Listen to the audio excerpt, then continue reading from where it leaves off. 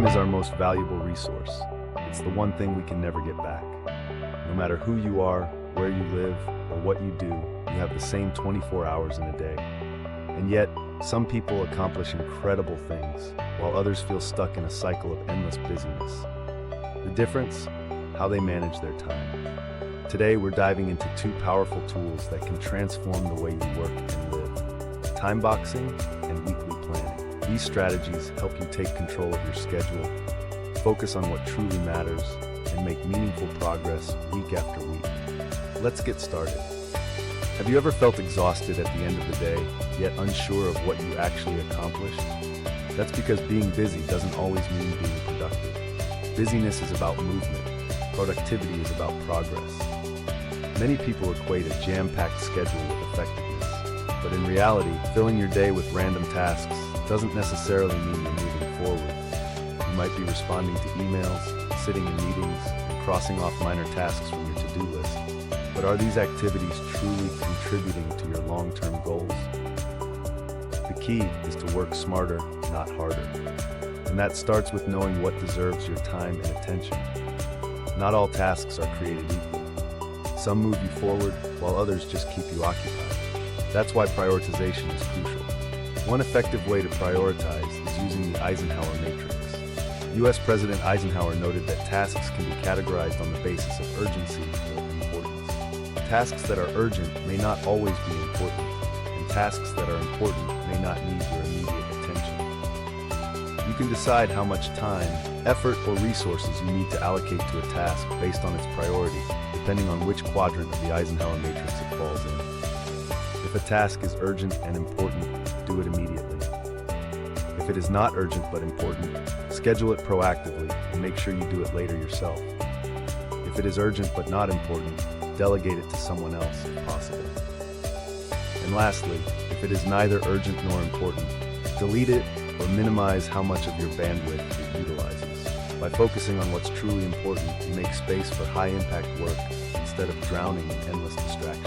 Another method is the Pareto principle, also known as the 80-20 rule. This principle states that 80% of results come from 20% of efforts. Identify the tasks that bring the most significant impact and prioritize them over less important activities. Additionally, you can use the Ivy Lee method. At the end of each day, write down the 6 most important tasks for the next day. Rank them in order of priority. The next day, start with the first task and work your way down. If any tasks remain unfinished, carry them over to the next day. This ensures that you always start your day with clarity and focus. Now that you know your priorities, it's time to structure your week for success. The best way to do this? Plan your entire week in advance. Set clear goals. Identify 3 to 5 key objectives you want to accomplish. Time block your priorities. Allocate specific time slots for deep work, meetings, and personal activities. Batch similar tasks, group emails, calls, or administrative work together to minimize context switching. Leave buffer time. Don't schedule every minute. Allow flexibility for unexpected tasks or delays. Incorporate downtime. Schedule breaks and personal time to avoid burnout. Plan for energy levels. Schedule demanding tasks when you have the most energy and lighter tasks when energy is lower. A well-structured week eliminates the stress of daily decision-making and helps you stay proactive rather than reactive. Many of us rely on to-do lists, but here's the problem. Lists don't account for time. They give you a sense of what needs to be done, but not when or how long it should take. That's where time boxing comes in. Time boxing means assigning a fixed amount of time to each task. Instead of saying work on the project, you say work on the project from 10 a.m. to 12 p.m. This prevents tasks from expanding endlessly and keeps you focused. The result? You stop overcommitting, procrastinating, or underestimating how long things will take. Here's a simple way to time box your day. Start with your most important work. Tackle high-priority tasks when your energy is highest. Set time limits. Assign fixed time slots to each activity, including breaks. Use the Pomodoro technique. Work for 25 to 50 minutes, then take a short break. Minimize distractions. Turn off notifications and focus entirely during time blocks. Be realistic. Overloading your schedule leads to frustration. Give yourself breathing room. Evaluate and adjust. If a time block doesn't work, tweak it for better efficiency. A well-timed boxed schedule ensures that every moment is spent productively. Planning is only half the battle. Reviewing your progress ensures you stay on track and improve week after week. Here's how to do a weekly review.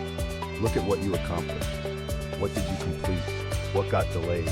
Identify what worked and what didn't. Were your time estimates accurate? Were there unnecessary distractions? Adjust for the next week. If something didn't work, refine your plan to make it more effective. Celebrate wins. Recognizing accomplishments keeps motivation high. This continuous improvement cycle helps you fine-tune your workflow and optimize your productivity. Time is limited, but with the right strategies, you can make the most of it. Weekly planning and time boxing are not just about getting more done. They're about making real progress toward what truly matters. So start today. Plan your week, time box your tasks, and take control of your time. Your future self will thank you.